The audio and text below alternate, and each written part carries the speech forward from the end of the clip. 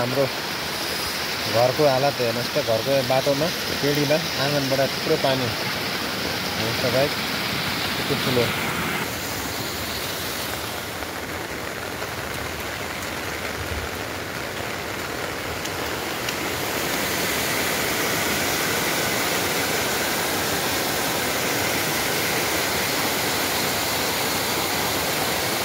बनाउला जस्तो भइसक्यो पानीले पुरै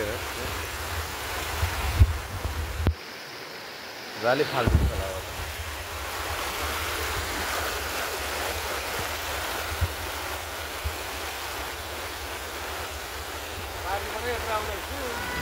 ठुलो